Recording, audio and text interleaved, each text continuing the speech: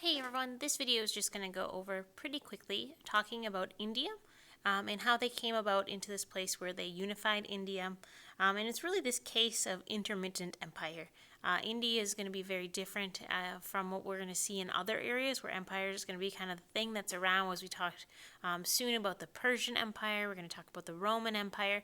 But when we're looking at India, it's going to be very intermittent. I mean, and sometimes they're going to have empire, and other times they're not. And so we're going to first look here. We're going to see that the last time we talked about India, we were talking about Harappa, Mohenjo-daro, early Indus River Valley civilizations. And what we're seeing is kind of post that time period, they disappeared. Many have argued perhaps it was like the Aryan migration that came in and conquered them. But there's a lot of evidence that kind of can debate that. So they're not really quite certain what happened again. But we do know that there's going to be this rise of these small regional kingdoms and very decentralized power, so that there's going to be different people have power in different places, but there's not going to be necessarily one big empire for some period of time. The one thing about India that's really important to know is it's very diverse, diverse both ethnically, culturally, linguistically, and so that's one part that kind of makes it difficult to be able to have a empire, is when you have so many different people and different people represented. And so there's frequent conflicts. Really the only commonality we're going to see during this time period is really the religion, which is going to emerge as Hinduism, which you guys know about. And so they're going to have this tradition of Hinduism and really how that impacts society when it comes into the caste system, as those two are kind of intertwined. And so that's important to know as we kind of start this. Now, like we said, there's going to be times when empire is going to rise. And those are the two empires you're going to see in this video. The first one is going to be the Mauryan Empire. The Mauryan Empire. And so this is going to start, as we zoom in here, with Chandragupta Maurya. He's going to be the one that is going to unify and conquer India and really make it into an empire. He's going to rule from 321 to 297 BCE, before Common Era. And he's going to have, in some ways, very legalistic laws. Very harsh and clear, with strict punishments that people are going to be aware of. And he sets up a bureaucratic system. To have an empire, you need a bureaucratic system if it's going to be that large, to be able to manage it well. And so this is what Chandragupta Maurya does, as he really starts the Mauryan Empire, as we see from his name. Now, he is going to have, after his passing, he's going to have a grandson. Chandragupta's grandson is going to be Ashoka. Ashoka is going to take over control, and he's really going to continue in the footsteps of his father, Chandragupta Maurya.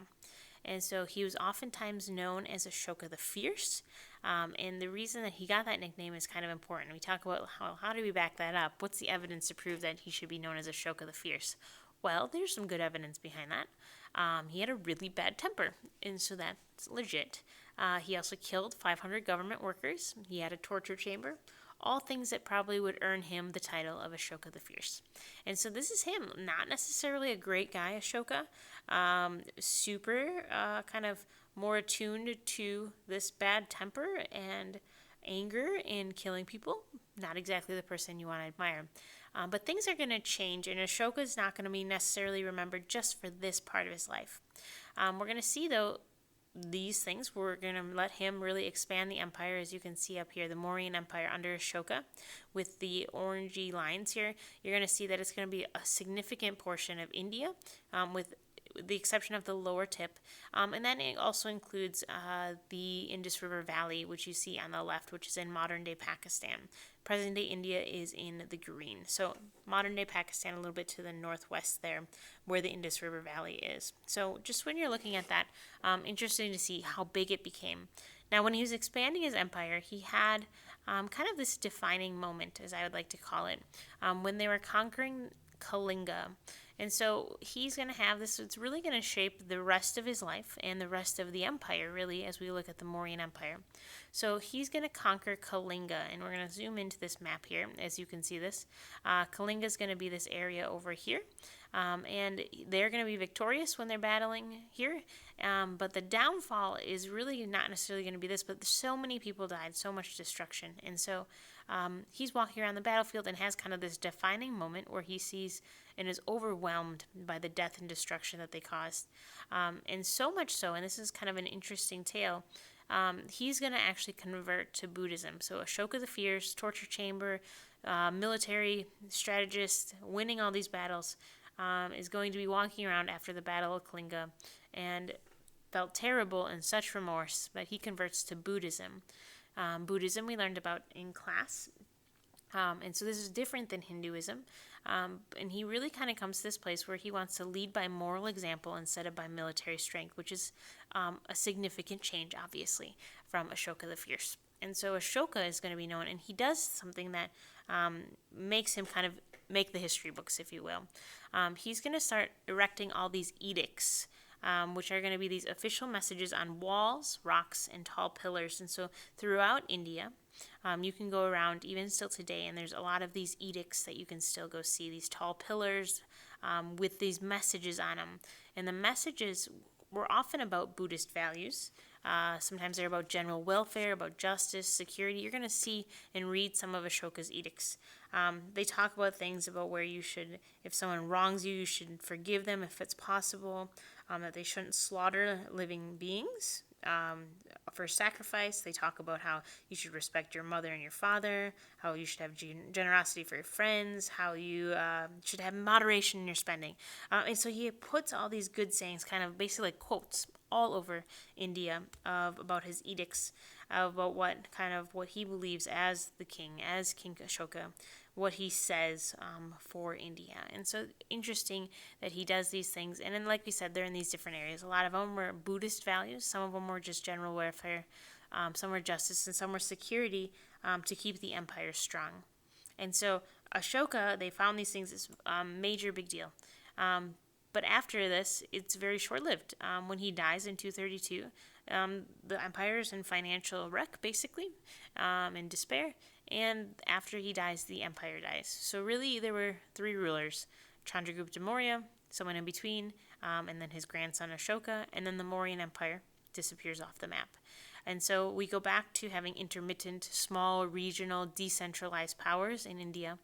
And then 500 years later, so a long time, huge gap here, we're going to have the Gupta Empire emerge from 320 to 550 CE, Common Era. So we've gone all the way back from the 200 BCE era with the Mauryan Empire and the 300s CE. So 500 years later, we're going to see the Gupta Empire emerge for a period of time. This one's going to be obviously longer. We're going to see that it's going to be over 200 years long. But this is really going to be known as India's Golden Age, where they're going to have a lot of accomplishments. It's going to start with Chandra Space Gupta the first, so the Gupta Empire named after him, not to be confused with Chandragupta Maurya, which was those two names together. But he's going to emerge in 320. He's going to have an organized bureaucracy, really bring back the empire. There's still going to be local control, though, but he's really going to assert Hinduism, which culturally is really the backbone of most things India. Buddhism was a part, but it was never a majority, even though Ashoka was Buddhist. We're still going to see kind of like the fabric and the DNA of India still has Hinduism. And so he emerges as a leader who's Hindu and really unifies this under the Gupta Empire, which will last for some period. And so we see the culture and the DNA of India really going to be focused upon Indian art. We see this in this golden age, which is more symbolic versus realistic. And as we kind of look at the different religions and look at the art in India, this makes more sense. They're really going to be focusing on math and science. They come up with the concept of zero. They do really great things, and they're really focused on these things. And so we see that during the Gupta Empire, there's going to be a lot of technological advances that emerge from this, making them a fantastic empire to be remembered. But again, for the most part, we have to remember that it's very intermittent, that empire comes and goes, if you will. And the two biggest ones that you need to know about really are going to be the Mauryan Empire and the Gupta Empire. And if you know those, then you're going to be in good shape as we look at the classical period. So hopefully that was helpful, and that gives you kind of a background to this.